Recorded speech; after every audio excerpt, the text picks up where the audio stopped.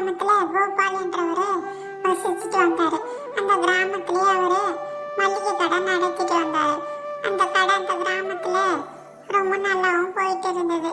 அதனால கோபால ரொம்ப சந்தோஷமாவும் இருந்தாரு. வழக்கம் போல தன் கடையில வியாபாரத்தை பார்த்துட்டு இருந்தாரு கோபால். அந்த வருமானமே அவருக்கு திருப்தியாகவும் இருந்துச்சு.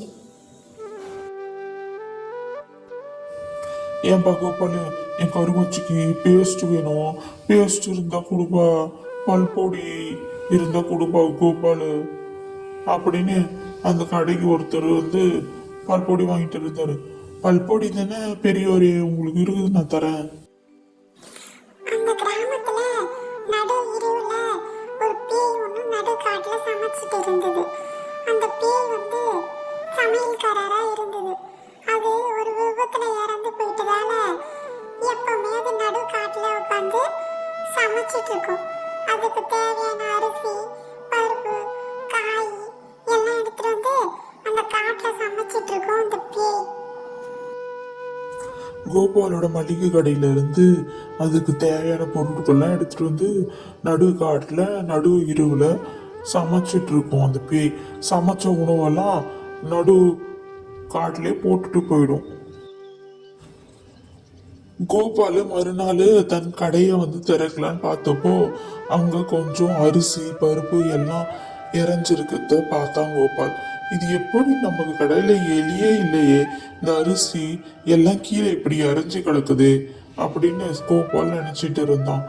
டேய் பூபால், கடையை ஒழுங்கா சாத்திட்டு வர மாட்டியடா, நைட்டு நேரத்துல அரிசி எல்லாம் இறஞ்சிருக்கு, நம்ம கடைக்கு வர கஸ்டமர்ஸ்லாம் இதை பார்த்தாங்கன்னா நம்மள என்ன நினைப்பாங்கடா, எல்லா பொருளும் ஒழுங்கா வைடா அப்படின்னு ரெண்டு பேரும் பேசிட்டு இருந்தாங்க.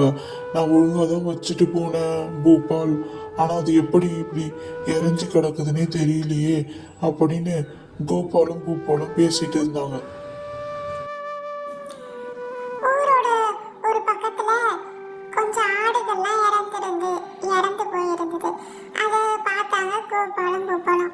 டேய், என்னடா இந்த ஆடெல்லாம் எப்படிடா இறந்து போயிருக்கும், இங்க வேற வீணான உணவுலாம் இங்க போட்டு வச்சிருக்காங்களே, இந்த உணவு சாப்பிட்ட பிறகுதான் இந்த ஆடெல்லாம் இறந்து போயிடுச்சுன்னு நினைக்கிறேன் அப்படின்னு கோபாலும் பூபாலும் பேசிட்டு இருந்தாங்க. இந்த உணவெல்லாம் யார் இங்க போட்டிருப்பா, அதுவும் இந்த உணவுல இருந்து ரொம்ப கெட்ட வாடை வருது, இந்த உணவு சாப்பிட்ட பிறகுதான் இந்த ஆடெல்லாம் இறந்து போயிருக்கும் அப்படின்னு கோபாலும் ரொம்ப கவலையா பேசிட்டு இருந்தாங்க. மணி 12, எனக்கு தேவையான பொருள் எல்லாம் எடுத்துட்டு போறேன். இந்த கடையில எனக்கு தேவையான பொருள்லாம் இருக்குது, அரிசி, பருப்பு எல்லாம் எடுத்துட்டு போய் நான் நடு காட்டுல உட்காந்து சமைக்க போறேன் அப்படின்னு சொன்ன பேய் அந்த கடையில இருந்த அரிசி பருப்பெல்லாம் எல்லாத்தையும் எடுத்துக்கிச்சு. எடுத்துட்டு காட்டுல போய் சமைக்கலாம்னு போச்சு அந்த பேய். இந்த அரிசி பருப்புலாம் ரொம்ப நல்லா இருக்குது அப்படின்னு சொல்லிட்டு அந்த பேய் அந்த அரிசி பருப்புலாம் எடுத்துட்டு காட்டுக்கு போய் சமைச்சிட்டு இருந்தது. அதை கோபாலும் பூபாலும் இப்படியோ பார்த்துட்டாங்க. டேய் கோபால், அங்க பாத்தியாடா, அந்த பேய் நடு காட்டுல உட்காந்து சமைச்சிட்டு இருக்குடா. ஐயோ, இதை பார்க்கறதுக்கு பயங்கரமா இருக்குடா. அரிசி பருப்பெல்லாம் நம்ம கடையில இருந்து தான் எடுத்துட்டு சமைக்குதுடா அப்படின்னு கோபாலுக்கும் பூபாலுக்கும் இந்த பேய் பண்ற வேலையெல்லாம் தெரிஞ்சது.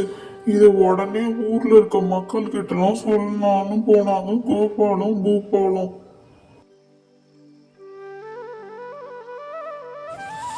இது கேட்ட ஊர் மக்களுக்கு எல்லாருக்கும் அதிர்ச்சியா இருந்தது. நடு காட்டுல பேய் உட்காந்து சமைச்சிட்டு இருக்கா, ஐயோ இதை எப்படிதான் நான் தடுக்கிறது, நம்ம ஊரை எப்படிதான் பாதுகாப்புறது அப்படின்னு கோபாலும் பூபாலும் எல்லா மக்கள்கிட்டயும் சொல்லிட்டு இருந்தாங்க. நம்ம சாமியாரை வர வச்சாதான் இதுக்கு ஒரு தீர்வு கிடைக்கும் அப்படின்னு சொல்லிட்டு ஒரு சாமியாரை வர வச்சாங்க. அந்த சாமியாரும் ஊர் ஃபுல்லா சுத்தி பார்த்துட்டு பின்பு இந்த ஊர்ல இது ஒரு தீய சக்தி வந்திருக்கு, இந்த தீய சக்தி தடுக்கணும் அப்படின்னு சொல்லிட்டு சாமியாரும் சொல்லிட்டு இருந்தாரு. என் கண்ணண்டத்துல நான் புனித தண்ணி வச்சிருக்கேன், அந்த தண்ணிய ஊர் முழுக்க தெளிச்சு விட்டேன்னா அந்த பேய் இந்த கிராமத்து பக்கம் வராது. நீங்க யாரும் பயப்படாதீங்க அந்த பேயை பார்த்து அப்படின்னு சாமியார் சொல்லிட்டு இருந்தாரு. இந்த தண்ணிய நான் பல நதியில இருந்து எடுத்துட்டு வந்திருக்கேன். இந்த தண்ணியை இந்த ஊர் முழுக்க நான் தெளித்திட்டு வந்தேன்னா அந்த பேய் இந்த ஊர் பக்கமே திரும்பி வராது. உங்களை எல்லாம் அந்த பேய் இனிமேல தொந்தரவு பண்ணாது அப்படின்னு சாமியாரு சொல்லிட்டு இருந்தாரு. மறுநாள் அந்த பேய் ஊருக்குள்ள வரலான்னு பார்த்துச்சு. இன்னைக்கும் நானு அரிசி பருப்பு காயெல்லாம் எடுத்து நடுக்காட்டுல போய் சமைக்க போறேன். சமைச்ச உணவை நானு ரோட்டு ஓரமா கூட்டிட்டு போயிடுவேன். அதை சாப்பிட்ட விலங்குகள்லாம் இறந்து போயிடும். அப்போதான் எனக்கு சந்தோஷமா இருக்கும் அப்படின்னு சொல்லிட்டு அந்த பேய் அந்த ஊருக்குள்ளேயே போக முடியாம இருந்தது. ஆனா இந்த ஊருக்குள்ள போக முடியல. இந்த ஊருக்குள்ள ஏதோ ஒரு நல்ல சக்தி இருக்குது, அதனால என்னால போக முடியல. இந்த ஊருக்கு நான் திரும்பி வர மாட்டேன்னு சொல்லிட்டு அந்த ஊரை விட்டே போயிடுச்சு பேய்.